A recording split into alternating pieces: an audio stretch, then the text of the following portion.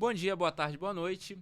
Estamos aqui presentes no nosso episódio piloto do nosso querido podcast, apresentado por mim, Douglas Corrêa, advogado, carioca e agora, por que não, podcaster, sob a companhia também do meu querido amigo, irmão, parceiro de vida, Rafael Soares. Boa tarde, Douglas. Boa tarde a todos que nos assistem. Eu sou Rafael Soares, eu sou advogado, criminalista principalmente, mas temos hoje um escritório que cuidamos de algumas áreas, como direito do trabalho, direito de família também, que é uma das especializações do ilustre podcaster advogado Douglas. E é isso, vamos lá, vamos começar esse projeto. Como é que você tá, Tô Rafael? muito bem, graças a Deus. Eu muito também. melhor agora te vendo, depois de... Tem o quê? Uns 2 meses que a gente não se via.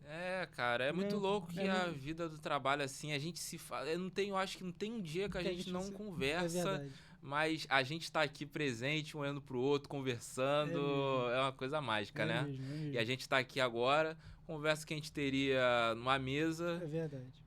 Sem microfone, sem câmeras, mas estamos aqui agora para que as pessoas também se abrilhantem também com a nossa sabedoria, sapiência. É mesmo. Nossa amizade também. Nossa amizade, muitos anos. Cara, passa muito rápido, né? É verdade. 10 anos já. São quase 10 anos de São amizade, quase 10 anos, né? 3 anos trabalhando juntos. Contando o primeiro dia da faculdade para hoje. São 8 anos. São 8 São anos. 8 anos quase. Passa muito rápido. Passa muito rápido. Né, cara, é muito louco assim, a gente poder partilhar também, não apenas a amizade, como também uma profissão, o dia a dia, a gente viver essa loucura que é a advocacia, a gente sabe que não tem como dizer que não. E assim, cara, pra gente iniciar o papo, já puxando já um gancho da área que sua principal área de atuação, a advocacia criminalista, cara, aproveitando o ensejo também que você estava ontem visitando no presídio algum dos nossos clientes, é um peso diferente, cara, você ir lá, você ver o cliente naquela situação, aquela situação dramática, a gente sabe que é o nosso sistema carcerário brasileiro, aumenta aquela pressãozinha, aquela preocupação de conseguir prestar, dar resultado ao cliente. Cara, eu acho que sim, porque a gente acaba se colocando no lugar da pessoa, né? E eu lembro a primeira vez que eu fui em presídio, foi no Ari Franco, né? O famoso Água Santa. Tu também já foi lá, né? Inclusive fomos juntos já. Sim. E para quem não conhece o Ari Franco, é um presídio no Rio de Janeiro, conhecido como Água Santa, que é basicamente como se fosse um poço, né? É um presídio que é subterrâneo. Então, quando a gente conhece o lugar que o nosso cliente está vivendo, né, claro, muitas vezes injustiçado ou até não injustiçado, mas está vivendo por algum motivo, eu acho que isso aumenta o nosso senso de responsabilidade, no sentido de, cara, tem alguém passando por isso daqui e essa pessoa está contando comigo para tirar ela dali ou para que aquele período que ela vai estar ali vai ser o mais justo possível. Sim. Então, sim, respondendo a sua pergunta, sim, né, eu acredito e sinto que tem um peso a mais visitar, no sentido de isso é muito bom para nós, né, que o cliente vê com outro olho, né, no sentido de, cara, esse cara tá vindo aqui me ver, e muitas das vezes nem a família mesmo visita, sim, né, sim. E óbvio que a gente não faz uma visita igual a família faz, de levar as coisas e tal, mas é aquela... Às vezes até faz. A gente já fez, né, hoje não fazemos mais, né, por sabedoria também, mas isso eu acho que sim, tem um peso muito importante, cara, no sentido de dar uma atenção pro cliente, ele se sentir também cuidado, né? Sim. Porque, como você mesmo fala, é claro, e esses dias uma amiga minha, psicóloga, me brigou comigo por isso que eu falei, mas é uma frase que você sempre fala, que o advogado é um pouco psicólogo também. Sim. Né? E ela falou, saber ouvir não é a mesma coisa que ser psicólogo. Mas a gente tem que ter esse cuidado, né, cara? De esse certo tato também de conseguir visitar, de dar uma atenção. Às vezes, por exemplo, eu fui para o Jericinó. Para quem não conhece, Jericinó é um complexo de presídios, não sei a quantidade exata aqui de presídios. Acho que são 8, né? Não, são mais. São mais? Acho que são mais. Acho que são mais de 10 até. Né? E, cara, eu tenho um cliente lá no Vicente Piragibe, e é o cliente que eu deixo por último para visitar, porque eu sei que eu vou lá, eu vou ficar umas 2 horas conversando com ele. Mas aí a gente conversa sobre a vida, né? Não só sobre o processo. Né? O processo, às vezes, ali você vai conversar com ele, 5 minutos. Né? Você resolve. 10 minutos. né? Mas às vezes você vai falar sobre a vida, vai conversar sobre família, né? Aí vai falar da filha que não vê há tanto tempo e tudo mais. Então, acho que sim, tem um peso sim diferente, né? Um peso Sim, é importante. interessante você estar falando disso, porque a gente entende que muitas vezes a advocacia em si é o protocolar uma ação no computador, é você fazer uma audiência, é você fazer a sustentação oral, Uhum, é aquele certo, entre aspas, glamour uhum. que a pessoa vai se preocupar em postar no Instagram, só que existe aquela outra face, que é muitas vezes o dia a dia, você ouvir o cliente, e Sim. muitas vezes o cliente muitas vezes não é o resultado em si, mas é como você vai receber aquele approach dele. Uhum. Muitas vezes o cliente, ele nem sabe o que ele quer de fato, assim. Verdade. No caso, a gente quando tá falando de uma área criminalista, é a Uhum. coisa mais óbvia. É, Ele quer quer sair de sair da lá. cadeia, quer ser absolvido, né? Quer sair de lá, quer uma progressão de regime. Uhum. Só que muitas vezes quando a gente tá numa demanda, seja civilista, seja trabalhista, muitas vezes ele não sabe o que ele quer de É fato. verdade. Muitas vezes ele fica numa situação de que ele se sente injustiçado, mas ele não sabe exatamente a norma em si Uhum. para ele suprir essa demanda Uhum. desse sentimento de injustiça. Do que ele de fato tem direito, né? Às vezes ele não tem essa noção. Exatamente, não tem essa noção. E assim, Uhum. cara, é pelo fato dentro da nossa estrutura, Uhum. assim, evidentemente que não foi da noite pro dia, Uhum. mas na nossa estrutura a gente conseguiu, de certo modo, ter uma certa dinâmica de que cada um vai ser o trabalho dentro Uhum. do nosso escritório. Quando a gente trabalha, quando eu estou mais numa área mais principalmente num braço mais trabalhista e civilista do Uhum. escritório, a gente acaba percebendo que certas demandas repetem-se mais que outras. Sim, correto, Entende? correto. Evidentemente que vai ter um caso que a gente vai ter que se aprofundar, que a gente vai fazer uma tese de mestrado, Uhum. e às vezes é uma coisa que é recorrente, que é genérica, e a gente sabe que vamos se basear naquela tese que a gente sabe que tem grande chance de êxito. Uhum. Entende? Uhum.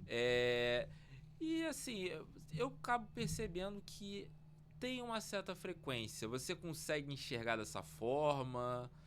No sentido de geral, assim, às Uhum. vezes até na área criminalista em si. Então, cara, hoje, né, só para explicar minha área de atuação no direito criminal, né, as pessoas que olham de fora às vezes vão falar assim, existe o direito civil, existe o direito de família, existe direito trabalhista, criminal, enfim, mas dentro de cada nicho desses existem os subnichos, né, e hoje a minha principal área de atuação é defesa em tráfico de drogas, né, como você bem sabe, né, não só tráfico de drogas, mas crimes também conexos, né, ao tráfico de drogas.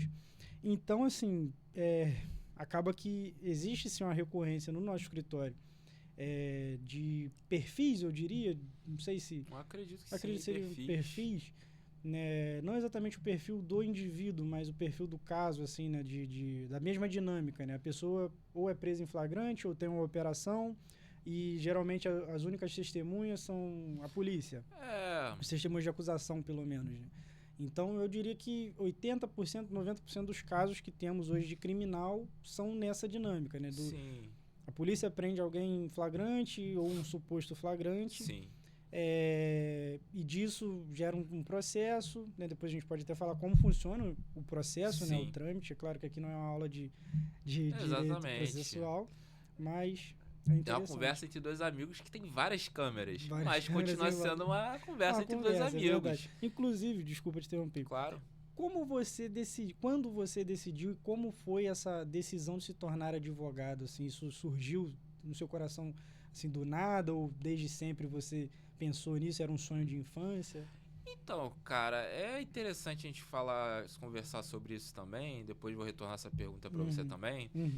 É que, assim, no direito, pra mim, aconteceu muito por acaso. De certa forma, assim, por que acontece? Eu sempre fui uma pessoa que gostei muito de estudar, ser muito nerdzinho de humanas e tal.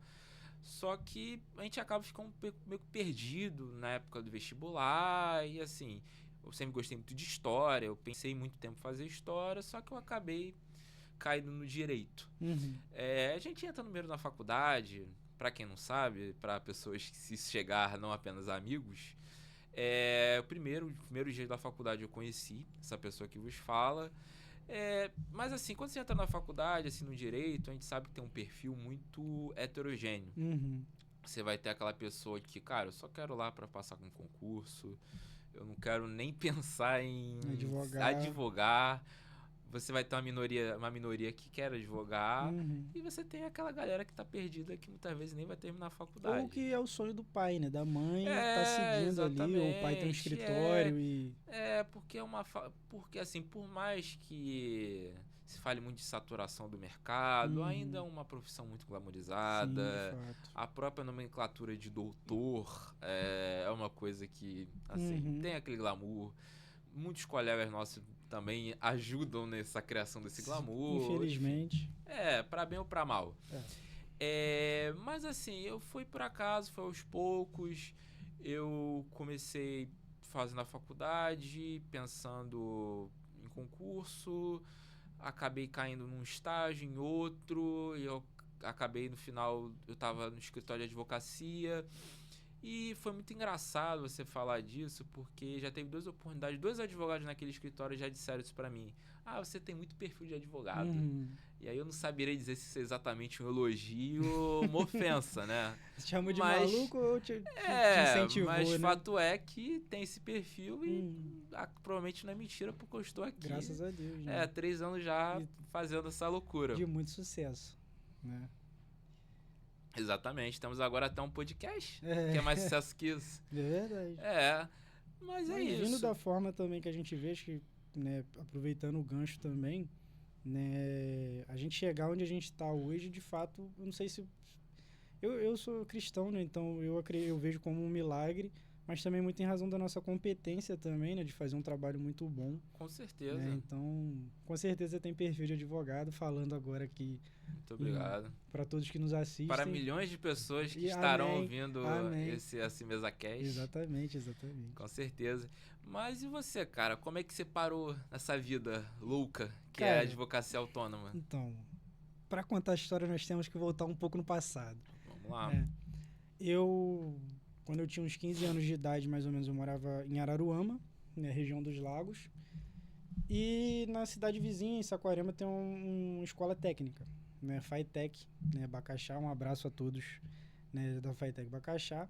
E eu fui fazer eletromecânica. Eu sou técnico em eletromecânica, né, porque eu amava carro e eu achava que eu seria design de carro, né? Meu sonho de adolescência, eu diria que seria. Só que quando eu entrei lá no ensino técnico, cara, não era nada daquilo. Era um eletromecânica industrial, então eu sei o que é um torno, sei o que é uma prensa, esse tipo de coisa, mas não sei mexer com nada disso. Mas por que eu estou falando isso? Porque isso é muito importante, que ensino médio é o período pré-faculdade, né? E no decorrer desses 3 anos que estive lá, eu me envolvi muito com a militância estudantil, né? Mesmo nunca tendo me visto naquilo, eu nem sabia o que era. Eu sou de Miracema, inclusive, uma cidade minúscula no interior do estado. Sim. Né? Hoje tem alguns militantes lá, mas não é uma militância forte, né? Combativa e tal. E acabei, cara, que na época me chamaram para fazer parte do Grêmio da FATEC. Né? Não sei porquê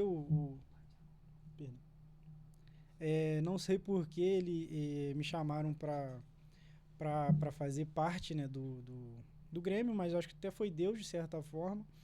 E quando eu comecei a me envolver mais, eu era vice-presidente, depois fui a presidente do Grêmio, eu comecei a militar e estar na frente de atos, né, de falar para um público razoavelmente grande. E nesse meio tempo eu conheci alguém, né, tive um relacionamento, que essa pessoa acho que foi também usada por Deus de certa forma, que ela virou e falou: cara, você tem perfil de advogado. E nessa época eu tava perdido, tinha, sei lá, 17, 18 anos. Sim. Né, tava pensando, cara, eu vou fazer engenharia, já sou técnico, foi o que a maioria, pelo menos dos meus amigos, né, que se formaram comigo no ensino médio, seguiram essa carreira. Né, e ela falou exatamente isso, cara, eu acho que você devia ser advogado. Aí logo em seguida a gente terminou, a gente nunca mais se falou, mas ela plantou uma semente no meu coração. E eu, cara, passaram-se, né, alguns meses, eu, né, meio sem perspectiva, prestei vestibular, prestei Enem, passei para engenharia, mas só que no dia que eu estava indo fazer minha matrícula, eu fui chamado para direito também na faculdade que nós fizemos, não convém citar o nome, mas eu fui chamado e, cara, desde o primeiro dia, assim, até hoje, tenho certeza que foi a melhor decisão que eu tomei na minha vida de longe, assim, porque no meu primeiro dia, claro, né, a gente, né, nós que viemos de uma origem pobre, a gente quer ter uma vida legal, hoje temos, né, uma vida razoável com a advocacia, graças a Deus. Mas meu primeiro dia de aula eu lembro que não foi nenhuma aula, foi uma recepção, né? Tinha um advogado, cara, que ele tava com muito ouro, com um terno muito caro. Eu falei, caraca, eu acho que eu quero ser advogado. Eu perguntei pra ele, você trabalha em qual área? Ele falou, sou advogado de empresa, eu cuido de empresa, não sei o quê. Eu falei, caraca, eu acho que eu quero ser advogado de empresa. Só que quando eu caí no empresarial, eu vi que não era a minha, né? Então, mas basicamente... Eu acho que não é da maioria, vamos combinar, né? Eu acho também. E também é um nicho muito, muito restrito, né? Vamos ser sinceros. Com certeza. Né? Mas basicamente foi uma semente plantada lá em 2016 por alguém que, né, só plantou mesmo essa semente e foi cultivada assim mesmo por Deus e pela vida. E é importante eu falar isso também. Você não estava esperando por essa, mas quando eu passei na prova da ordem, foi graças a esse cara aqui, Olha. que é meu irmão, um dos meus melhores amigos da vida, porque eu não queria fazer, não sei se você se lembra, eu não queria fazer a prova da ordem, mesmo eu querendo ser advogado. Eu não me achava capaz na época, eu não me achava pronto. E ele, cara, faz. E o Douglas foi tão abençoado, eu não sei se você se lembra disso. Ele, não sei nem se eu posso falar isso, né? Mas ele fazia um preparatório já, e ele me deu todos os simulados, né? Que ele tinha no preparatório, todo o material que ele tinha no preparatório, ele dividiu comigo, falou, mano, vamos fazer. Vamos fazer. Eu lembro que eu coloquei assim um propósito. Eu vou fazer a última prova. A gente passou no 33, né? 33º. Foi 33. E eu fiz o 32, assim. Eu fiz pra testar em casa. Eu coloquei um propósito no meu coração. Falei, cara, se claro, coloquei nas mesmas condições de prova, né? De horário, de estar, né, isolado ali. Fui pra um canto isolado de casa. Eu pensei, falei, cara, se eu conseguir passar nessa prova aqui, né, sem colar, sem nada, também nunca fomos de colar, fomos excelentes alunos, graças a Deus. Com certeza. Eu vou fazer. E eu fiz e passei, né? Passamos juntos. Passamos juntos. Graças a Deus. Graças a Deus.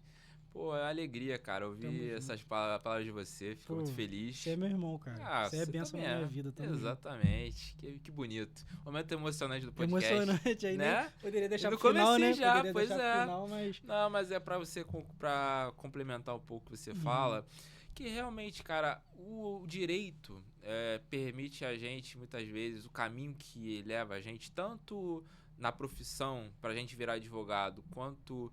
muitas vezes o ramo que a gente acaba seguindo, muitas vezes acabam sendo por pessoas que aparecem na nossa vida, por questões, por uma situação que leva a gente para aquilo, entende?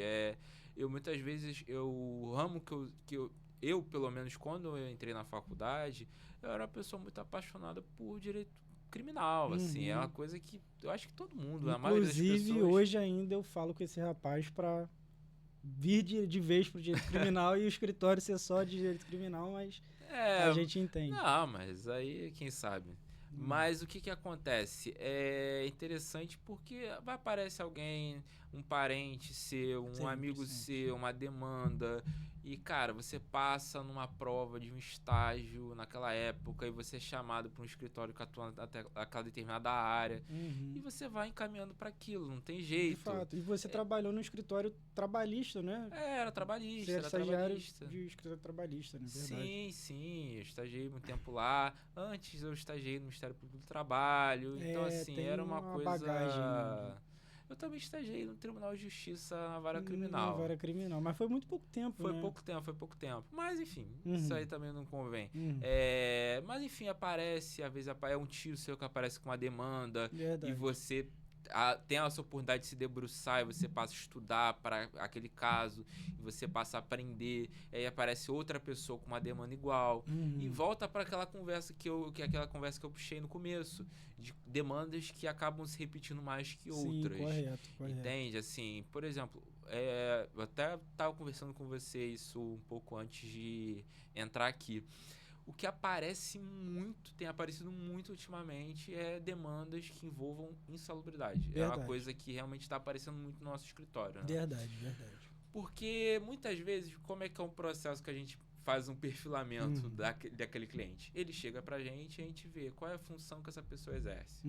E muitas vezes, esse funcionário, esse empregado, deixa de receber um benefício e acaba a gente descobrindo, mediante perícia judicial, que ele perfaz esse direito, a insalubridade. Muitas vezes, eu sou um funcionário de um supermercado e muitas vezes eu acabo adentrando uma câmara fria, sou funcionário de uma transportadora que tem uma câmara fria, eu sou tal coisa, você dentro da câmara fria. Muitas vezes a pessoa tem insalubridade e deixa de receber, citando enunciado sumular 448, inciso 2º TST, funcionários que realizam limpeza de banheiros de grande circulação perfazem direito a grau de insalubridade em grau máximo. Entende? Muitas vezes um auxiliar de serviços gerais, que muitas vezes trabalha num setor de hotelaria, trabalha num supermercado, trabalha num shopping. Muitas vezes essa pessoa tem direito à insalubridade e ele próprio não sabe. Entende? Uma coisa que também que é muito comum, que é muito recorrente, profissionais da saúde. Eu vejo muito isso. Muitas vezes é um enfermeiro, um técnico de enfermagem, um atendente, ele acha que às vezes ele até recebe uma insalubridade, só que a insalubridade num grau inferior que muito provavelmente ele perfaz direito. Óbvio, isso é mediante uma prova pericial, uma ação judicial, tem que haver um perito para avaliar esse grau de insalubridade. Mas assim, muito provavelmente essa pessoa tem direito. Nem deixa sabe, de receber, né? E nem sabe. Você imagina um profissional do ramo da saúde que está 5, 10 anos numa empresa e deixou de receber insalubridade nesse tempo, ou recebeu num grau menor, entende? E muitas vezes, enfim, a pessoa deixa para lá e está abdicando de um direito que é dele. Verdade, de fato. Entende? É que eu vejo muito também que isso, infelizmente, muitos colegas nossos, tanto advogados que advogam para a empresa, quanto para advogados para trabalhadores, é a questão do direito negocial, direito sindical. Muitas vezes eles não se atentam à convenção coletiva da categoria, do trabalhador que eles estão buscando defender ou a empresa que eles estão buscando defender. Muitas vezes as pessoas muitas vezes não se tocam nisso porque uma convenção coletiva, um acordo coletivo tem força normativa dentro da empresa e do trabalhador que pertence a esse ramo. Só para o pessoal entender também, o que seria uma convenção coletiva, um acordo coletivo? Uma convenção coletiva, um acordo coletivo é basicamente um instrumento privado celebrado entre uma confederação que representa uma empresa e um sindicato que representa um determinado grupo de trabalhadores.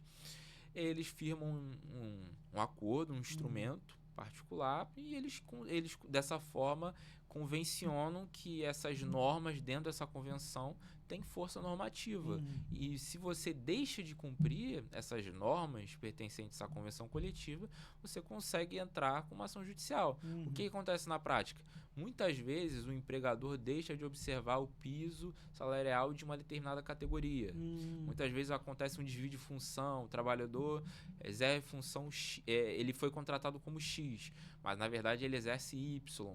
Muitas vezes deixa de receber um vale alimentação, um valor de uma cesta básica, alguma forma, algum direito que há previsto e não foi cumprido na época. Entendi. Então é algo nessa linha. Entendeu? Entendi, sim. Dessa bem interessante, cara. Com certeza muita gente não sabe disso, né? Sim, com certeza. Os profissionais dessas áreas. Com né? certeza. Um tema que eu tenho muito interesse, que eu acho muito fascinante, que ganhou uma certa força com a lei do superendividamento. Demandas que versam direito bancário, basicamente. Empréstimo consignado, empréstimo pessoal. Juros abusivos. Juros abusivos, questões que vão nesse sentido. Pelo fato de você ter muita legislação, você ter muita mudança legislativa, muita insegurança jurídica, é difícil a gente conseguir dar uma resposta objetiva para certas situações. Mas o que acontece? Entende, sobretudo no Tribunal de Justiça do Rio de Janeiro, tem até entendimento sumular nesse sentido, de que tem que haver a existência de um mínimo existencial. O que isso significa?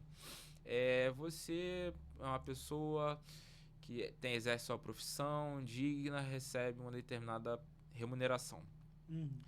E você, como qualquer outra pessoa, muitas vezes vai precisar durante sua vida recorrer a crédito. Porque, enfim, a gente sabe, é a realidade. A pessoa vai recorrer a uma modalidade de crédito, seja em crédito pessoal, seja crédito consignado. O entendimento é que muitas vezes a pessoa, ao longo da vida, acaba se enrolando em dívida, de modalidade de crédito das mais diversas, e muitas vezes podem chegar num momento que a dívida que está contraída mensal acaba ultrapassando de modo que comprometeu a subsistência dessa pessoa. Normalmente, o entendimento da justiça é que esse mínimo existencial, esse comprometimento da renda dessa pessoa não pode ultrapassar algo entre 30% a 35%. Há um certo conflito, mas o fato é que não pode passar muito disso. E muitas vezes o trabalhador também, né? Pode ser também um empresário, mas enfim, uma pessoa física, ele consegue, de certo modo, às vezes entrar com uma ação judicial, com uma demanda, para conseguir repactuar essa dívida, de modo que essa renda dele não comprometa de modo que fira a sua subsistência. Entendi. Outra demanda muito comum, questão de juro abusivo. Muitas vezes você vai contratar uma modalidade de crédito e você observa que aquele juro que está sendo cobrado é feito de uma forma que está muito acima da média do mercado. Isso está sujeito a escrutínio judicial, sobretudo em situações que a gente verifica uma pessoa em situação de vulnerabilidade, uma pessoa que tem BPC, uma pessoa que é aposentado, ou um trabalhador que recebe um salário mínimo, ou que tem uma renda muito comprometida com empréstimo, enfim. Bem legal. De certas formas, é algo que é muito recorrente. E é muito comum também, né? Sim, sem dúvida nenhuma. Essa questão do crédito. Às vezes a pessoa quer comprar um carro, não tem o dinheiro para dar à vista, vai, financia, e os juros desse financiamento é absurdo. Estratosférico. Ou no caso de imóvel também a gente vê acontecer isso. Inclusive a gente estava conversando agora, antes de começarmos, né? Acho que sobre aquele caso do carro, né? Você infelizmente, são aquelas demandas que a gente sabe que vai exigir muito conflito, existe muita, a gente sabe que a gente é advogado, a gente que milita, a gente vai lidar sempre com óbices, muitas vezes, das partes adversas no processo, muitas vezes o advogado que está do outro lado está advogando contra você, ou membros do Ministério Público, membros do Judiciário, enfim, que muitas vezes acabam entendendo diferente. Exatamente. Né, do que você, né? Sim. Mas, Rafael, eu queria saber de você o que você tem visto recentemente. Tem algo recentemente que está acontecendo nos jornais, dentro da mídia, que está te afligindo, que é algo que você está pensando? Cara, eu penso muita coisa. E muitas coisas me afligem. Mas eu acho que é interessante a gente falar também um pouco sobre a questão das favelas, que quem acompanha nosso trabalho sabe que nós somos militantes também sem dúvida nenhuma. Dessas questões das políticas públicas, né, voltadas para as favelas. Eu sou do interior, como eu falei, morei muito tempo no interior, mas quando vim para o Rio fazer faculdade, eu fui morar em favela. E também no interior eu morava em favela. Claro que não é a mesma proporção, não é a mesma dinâmica também, polícia, morador. Sim. Mas eu já tive situações, inclusive, de perder prova, né, na época de faculdade por conta de operação policial. Então, hoje temos a DPF das favelas, é muito interessante. Sim. Né? Até meu TCC também, de certa forma, fala muito sobre isso, antes até da DPF das favelas. Sim. Né, que foi sobre o estado de coisas inconstitucional. Ironicamente, no meu TCC também, eu dei uma leve pincelada. Uma leve pincelada sobre isso. Exatamente por sermos, né, periféricos, por sermos, né, suburbanos, cariocas aí, né? Exatamente. Então, assim, e aí a gente volta a falar sobre essa questão do tráfico, né? Nessa dinâmica de que, geralmente, as testemunhas do fato são policiais. Né? Então, Sim. Isso é algo que me aflige muito, você sabe muito bem disso. Porque, óbvio que hoje, graças a Deus também, e graças ao desenvolvimento, né, do judiciário brasileiro, temos muitos juízes que entendem que a veracidade, né, essa absoluta veracidade da palavra policial, né, no caso que o testemunho da polícia é extremamente valioso, Né? Muitos juízes hoje entendem que não é bem assim, né? Sim. Inclusive, temos entendimentos do STJ, da STF, que o testemunho policial deve ser corroborado. Porém, contudo, estamos no TJ Rio. Sim. Né? E aqui nós temos o monstro chamado Súmula 70, né, do TJ Rio, que dá esse valor a mais, né, ao testemunho policial. Então, nós passamos por isso, óbvio. Hoje nós sabemos lidar com isso, coisa que, confesso que no começo da nossa carreira a gente tinha muita dificuldade. Né, até porque, vamos colocar aqui a dinâmica de favela, né? Todo mundo sabe como é, já viu em filme, quem não mora já viu em filme, sabe que são ruas estreitas, né, uma casa em cima da outra, e becos escuros. E o que acontece muitas das vezes? Só tem aquela pessoa e os policiais no fato, né, e um testemunha pelo outro. Aí, até é engraçado, cara, falar disso, que semana passada eu estava vendo uma alegação final do Ministério Público, uma acusação, e eles falavam sobre isso. Eles falavam, não, mas os dois policiais que testemunharam, os testemunhos foram uníssonos, né? Os dois falaram a mesma coisa. Só que, cara, vamos ser sinceros, nós somos amigos, trabalhamos juntos, a gente não poderia combinar aqui um relato, chegar na frente do juiz e contar? Poderíamos? Sim. Poderíamos, né? Não estou generalizando, né? Claro que não, existem excelentes policiais, inclusive tenho amigos policiais, mas é algo que acontece muito. Né? E algo que é infelizmente muito comum também desses testemunhos é aquela típica frase da polícia: não, mas essa pessoa aí a gente já é conhecida no meio policial pelo tráfico. Às vezes a pessoa não tem nada a ver, né? Se você me permite também um espaço, temos N relatos aqui, graças a Deus hoje temos, por favor, né, centenas de casos, centenas de processos, mas teve um caso agora, a gente foi contratado há mais ou menos uns 5 meses, eu acho 6 meses por aí, né, que foi o seguinte: numa cidade do interior aqui do estado, não convém dizer o nome da cidade, mas numa cidade aqui do interior do estado, teve uma briga entre 5 mulheres. Né? Acho que é interessante a gente falar sobre essa questão da veracidade da palavra policial. Sim, por com conta certeza. Esse caso é um exemplo típico disso, e até um gancho também para a gente falar sobre a questão da prisão preventiva. Teve uma briga entre 5 mulheres em uma comunidade carente de uma cidade pequena do interior do estado. Eram 4 contra 1, né? Eram 4 mulheres batendo em uma mulher.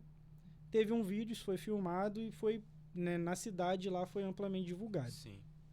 Tranquilo. Até então, uma briga, né, talvez um pouco desproporcional, né? 4 contra 1, né? Ok. Isso chegou até a polícia, né? A Polícia Civil, e a Polícia Civil lá da cidade começou a investigar. Essa investigação, eles não sabiam por onde ir, não acharam essa suposta vítima, né, essa menina que teria apanhado, não acharam até hoje, essa menina nem no processo apareceu.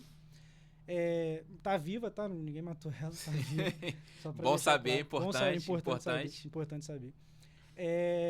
Mas ela não apareceu, e os testemunhos foram exclusivamente testemunhos policiais.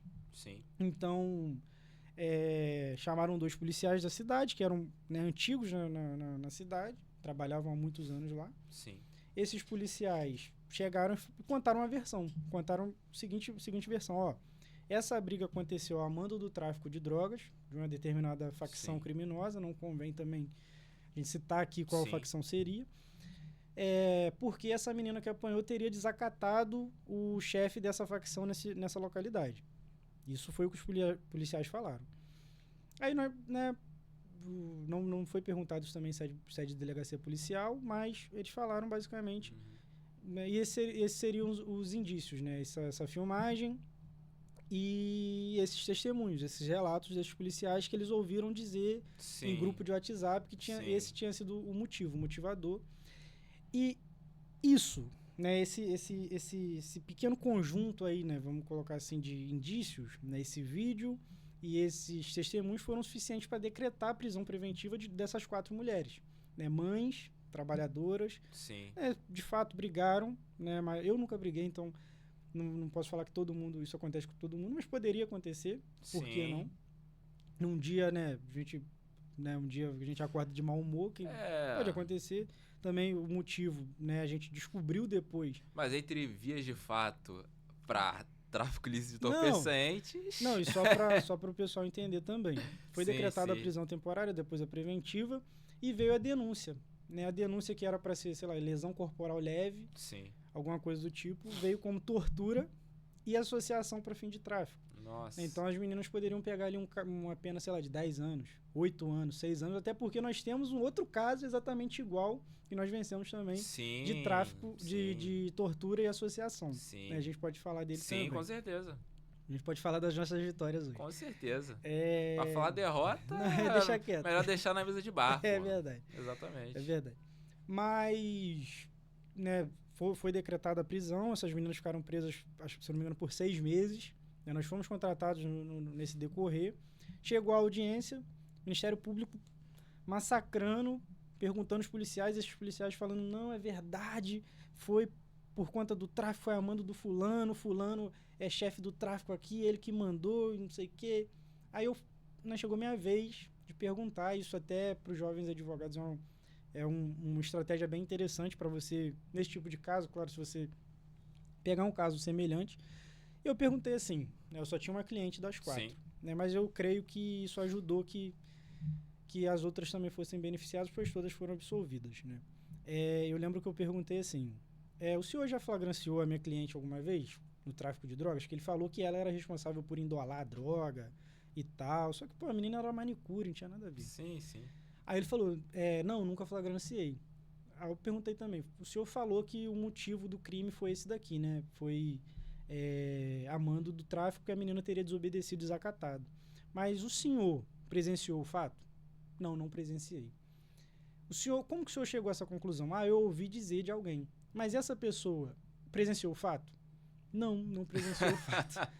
Mas como é que o senhor sabe que essa pessoa chegou nessa conclusão? Não sei.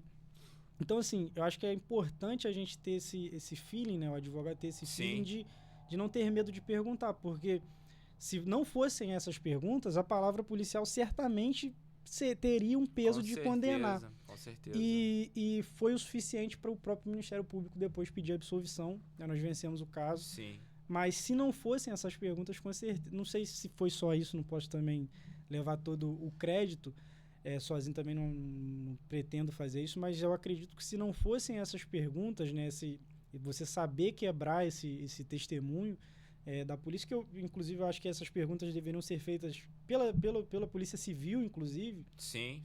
Se não fossem essas perguntas, eu acredito que certamente elas seriam condenadas. Não, com certeza.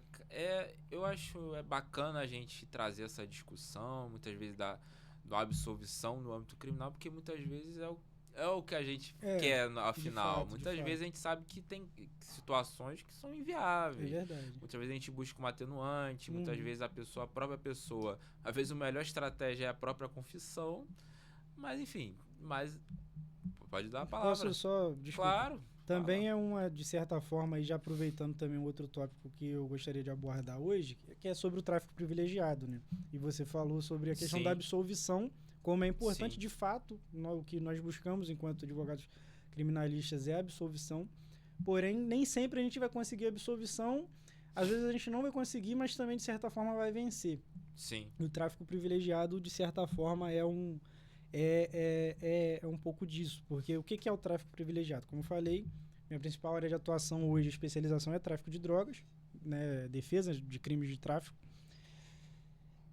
O crime de tráfico, né, artigo 33 da lei de drogas, vai dar uma pena ali de 5 a 15 anos, né, para pessoa que estiver portando, estiver vendendo, guardando, enfim. Sim. Só que o tráfico privilegiado, se a pessoa for primária, né, tiver bons antecedentes, não se dedicar à organização criminosa,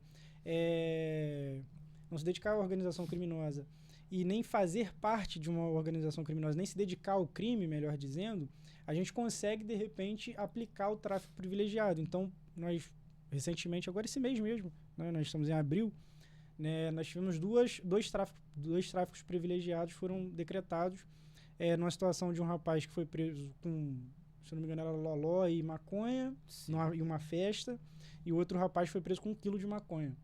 Né? E conseguimos o tráfico privilegiado exatamente por isso, porque eram pessoas primárias. Para quem não sabe o que é uma pessoa primária, é uma pessoa que não tem condenação no nome dele. Né? E como é que é isso, Rafael? Mas ele foi sentenciado, mas está em fase de recurso, essa pessoa segue sendo primária. Sim. né? E isso é importante vocês saberem, porque enquanto o processo não acaba, ou seja, não tem mais para onde recorrer, né? O que a gente chama de trânsito em julgado, essa pessoa é primária.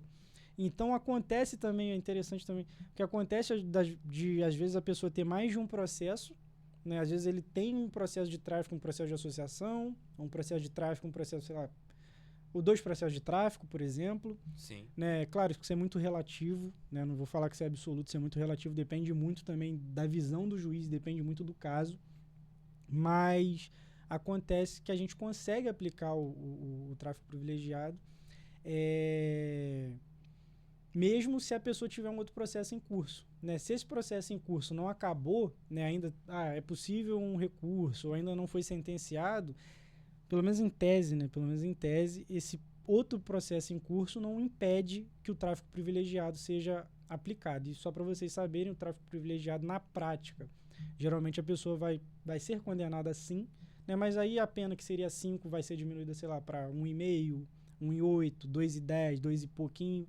E esse período ela vai cumprir um serviço comunitário. Sim. Né? Isso é muito interessante. Então, às vezes, não é uma vitória absoluta, não é absolvição, né? Que essa pessoa vai para casa 100% livre, mas de repente é mais interessante ela cumprir um serviço comunitário aí de, sei lá, 1 ano e meio, pagar uma cesta básica, uma multa, 1 ano e meio, 1 ano e 8, 2 anos, do que de repente ela ficar presa, né, por 2, 3, 4 anos. Né? Então... com certeza. É bacana você falar disso, porque muitas vezes, como eu falei anteriormente, se eu falar de derrota, melhor a gente falar na mesa de bar. Mas quando a gente fala de uma vitória, seja independente do âmbito do direito que a gente esteja falando, eu acho que é o que dá um gás, assim, que dá ânimo pra gente continuar exercendo a profissão. Entende? Assim, você ficou falando dos seus relatos, eu fiquei lembrando de casos que passam na minha cabeça, né? Eu me lembrei de um dos primeiros casos que a gente teve, de uma moça lá de Juazeiro da Bahia, que ela estava procurando a gente porque ela tinha uma filha, o genitor não tinha reconhecido em cartório o nome, o sobrenome dela, e a garota, na certidão de nascimento dela, não tinha apenas o nome da mãe, que é um drama, assim, lamentavelmente, de milhões de pessoas no Brasil.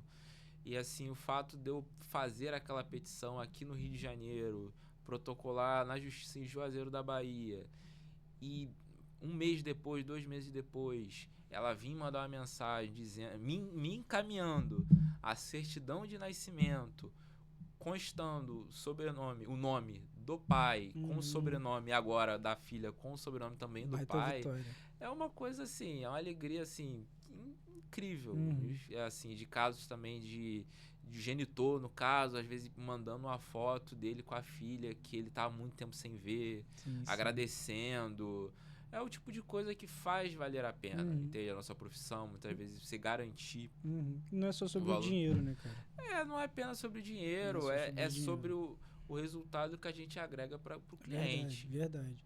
E é isso, né? É a diferença do preço do valor, né? A gente entender o que o cliente de fato busca. Claro que a gente cobra bem, a gente precisa de dinheiro para se manter, mas, cara, é muito gratificante quando a gente consegue, por exemplo, um alvará de soltura.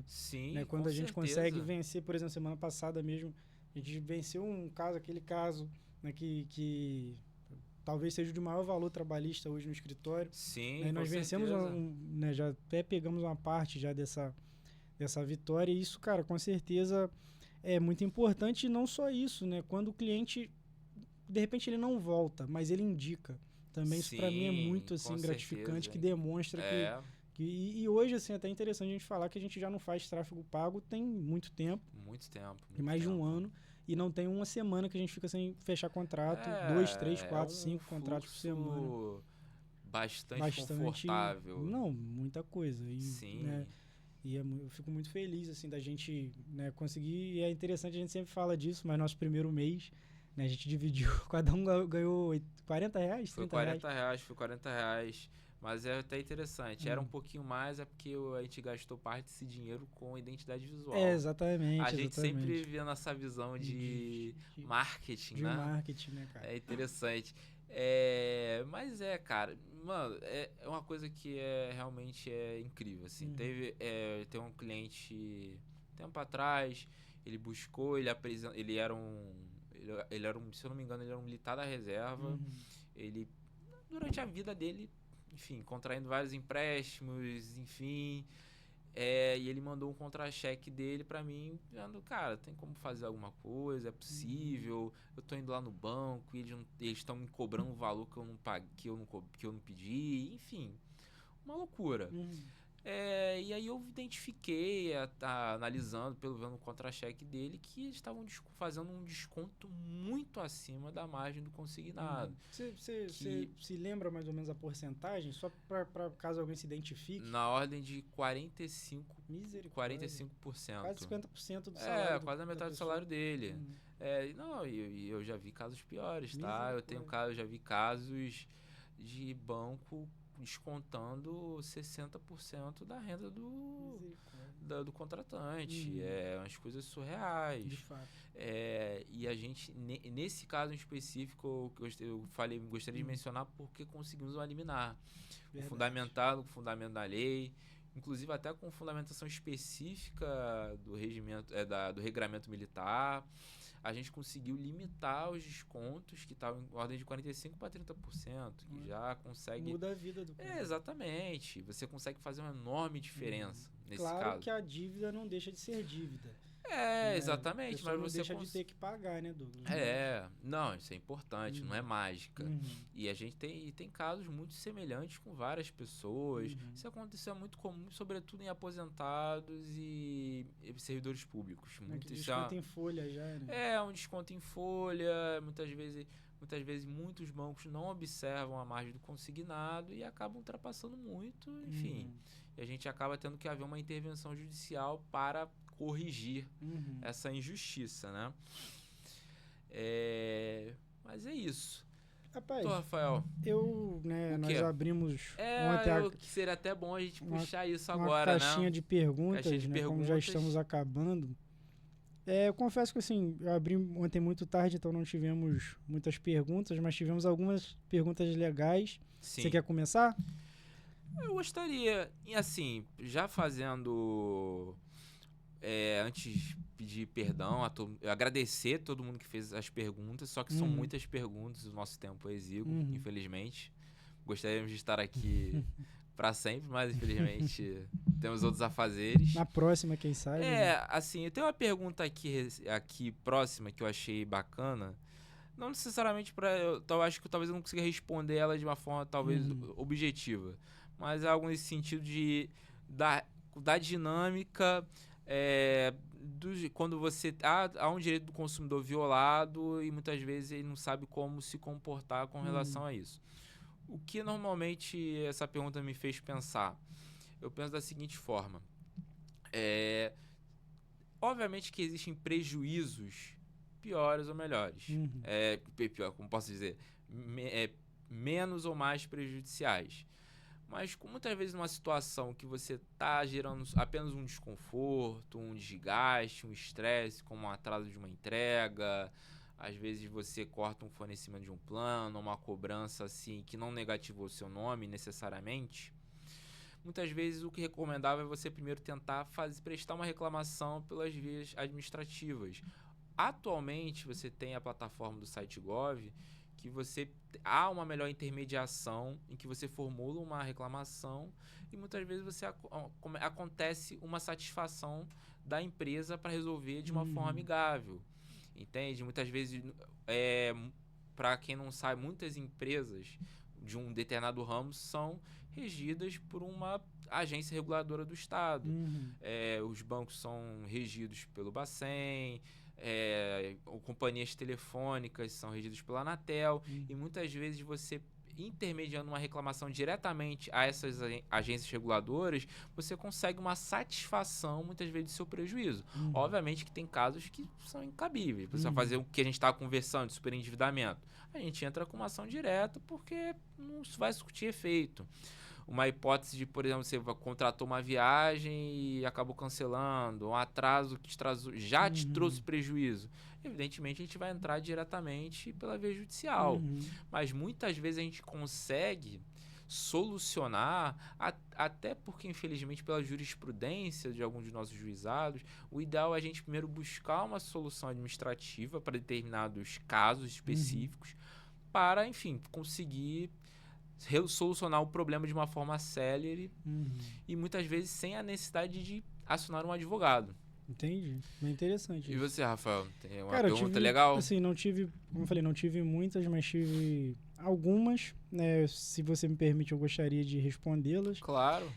Você já sofreu racismo em tribunal, então, não exatamente o racismo, né, escancarado, eu diria, mas, de certa forma, não sei se o racismo velado se encaixaria, mas aquele racismo silencioso, né? De que a pessoa não faz, mas você percebe que está sendo, né? Sim. Então, por exemplo, eu trabalhei em um tribunal, não convém dizer qual, fui estagiário por algum tempo, acho que 1 ano e pouco, e todos os dias eu era revistado. Mesmo o segurança me conhecendo. Então, isso acontece às vezes até hoje em tribunais que eu trabalho com frequência e eu ver outros advogados nem passando pelo detector de metais e eu... Sim. Né, infelizmente... Credenciado. Entendeu? Credenciado, é importante. Isso é importante, eu credenciado e passar por isso. Rapidinho. Outro... Só poder fazer um leve comentário rapidinho desse claro, tribunal específico?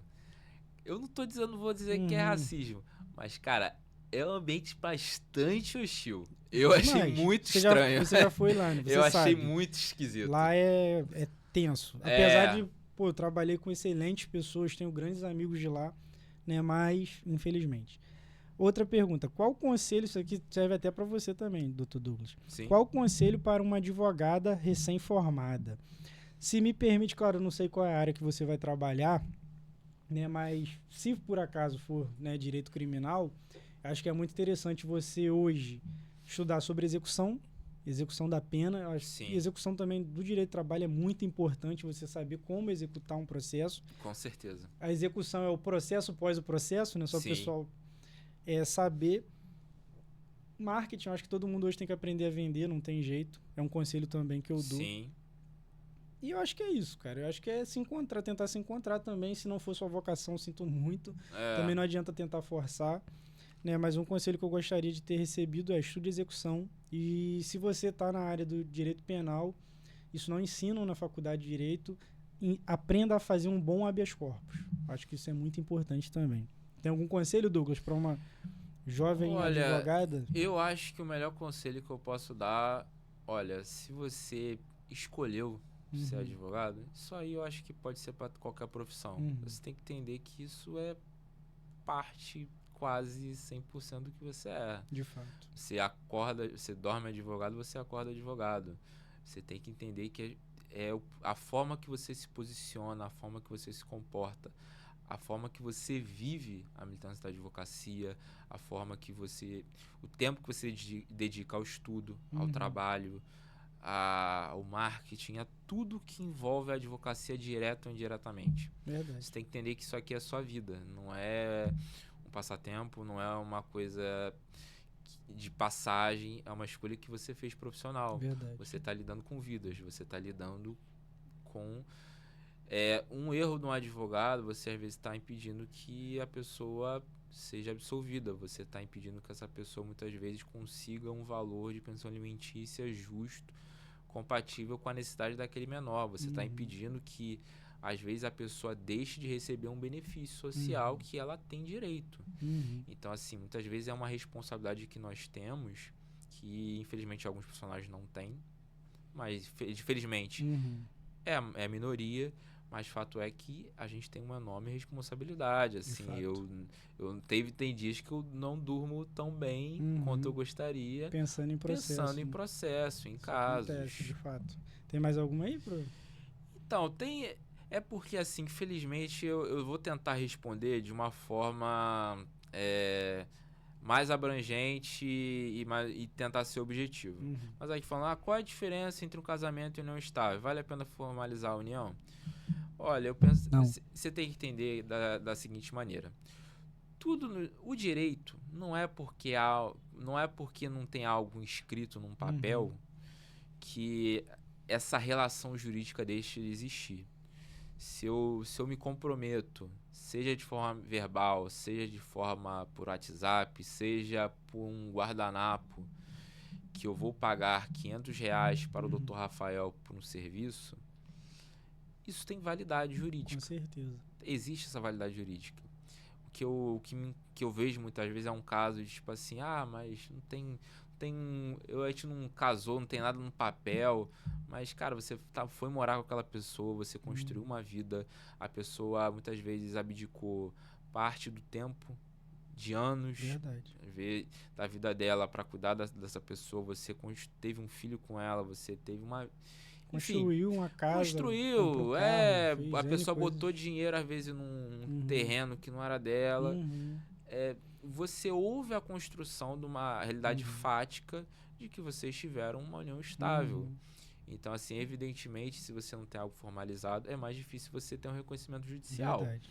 Mas fato é que você conseguindo comprovar o que predispõe a lei, o entendimento dos tribunais, é que se você tem uma relação pública duradoura com ânimos de construir uma família, não necessariamente você vai querer ter um filho com aquela pessoa, mas você tem uma família, pode ser um homem e uma mulher, pode ser 2 homens, pode ser 2 mulheres, mas fato é que havendo esse ânimos, você consegue reconhecer essa união estável e haver a partilha de forma judicial. Maneiro. Um conselho: não construa no quintal da sogra. Exatamente. Foi um tema muito recorrente que eu tenho até vídeo, inclusive, falando sobre isso. Muito legal. Me perguntaram aqui também, essa pergunta muito engraçada até, de certa forma. Me pegaram com 535 quilos de droga. Tem como alegar que sou usuário? Não tem. Sinto muito. Nesse caso aqui, talvez a gente conseguiria, de repente, aplicar isso que eu já falei do tráfico privilegiado. Sim. Até que hoje, né, nós temos esse entendimento de que até 40 gramas ou 6 pés fêmeas, né, podem ser considerados usuários, mas infelizmente eu pelo menos não acredito que meia tonelada de droga seria... A não ser que você mesmo se você usasse 1 quilo por dia, né? Uma pergunta bem...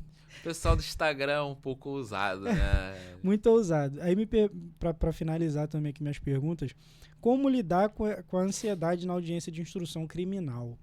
Essa é uma pergunta que eu não sei responder, porque eu já me senti muito ansioso, né? Mas eu acho que eu só consegui perder essa ansiedade praticando, né? Então, é aquele velho ditado, né? O caminho se faz andando. Eu lembro da minha primeira audiência, eu suava, tremia. Hoje ainda tem aquele friozinho na barriga, né? Aquela coisa boa até, de certa forma. Acho que no dia que a gente perder isso, perde a graça. Sim. Mas eu acho que só tem um jeito de lidar com isso, é fazer a audiência. Na hora que começa, tudo muda, né? Sim, com certeza. Eu me recordo da primeira sustentação oral que eu fiz, um caso complicadíssimo. A gente nervoso. Uma curiosidade que só advogado sabe é que quando a gente vai fazer a sustentação oral no recurso, os desembargadores já têm o voto. Eles já antes de você abrir a boca, eles já falam: olha, seu recurso não foi provido.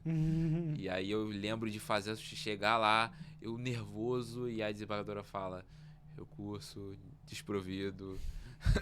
E eu vou falar o que depois disso? Vou falar o quê? Não tem o que falar. E assim eu falei, e mesmo assim eu quis sustentar, eu falei. E no final a desembargadora relatora, eu gostaria de reconsiderar o meu voto, adiar a pauta.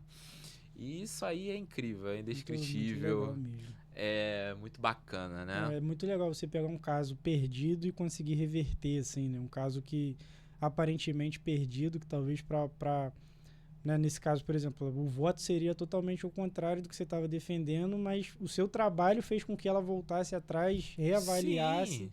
Né? Isso é muito a gente legal, percebe que é uma coisa que pra gente também tá perto do final, mas eu acho que uma coisa fundamental da advocacia, que também serve como conselho.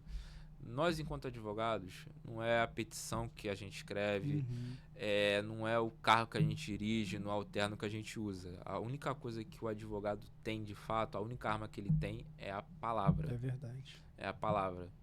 Não necessariamente é verdade. Não necessariamente Eu é acho verdade. que é mais mentira do que verdade. Talvez uma manipulação da verdade. Exatamente. A gente Somos alquimistas Não, da a gente verdade. só fala a verdade. É verdade. A gente, no caso, eu e você falamos apenas a verdade. Mas fato é que o advogado, a nossa única arma é a palavra que nós temos. Verdade. É essa forma que tem força e constrói o convencimento e que muda o rumo de vida de milhares e milhões de pessoas. Hoje no escritório centenas, né? Algumas centenas já. Isso aí. Graças a Deus. Rumo aos milhares de milhões. Isso aí. Inclusive perguntaram aqui se a gente vai abrir processo seletivo agora para estagiário, logo, né, Douglas? Logo, Deus quiser. Vamos estar contratando. Estamos nessa expectativa. A gente tá precisando, eu quero trabalhar menos. Botar alguém para trabalhar pra gente. Mas é isso. Tá certíssimo, certíssimo. Eu acho que já tá faltando um minutinho.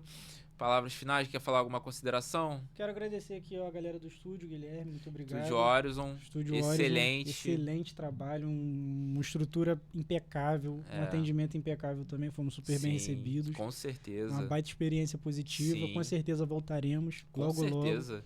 E é tão lindo esse negócio, né? A nossa logo aqui, aparecer na televisão, né? É verdade, muito diferente. Olha Douglas Correia, advocacia. Olha que bonito.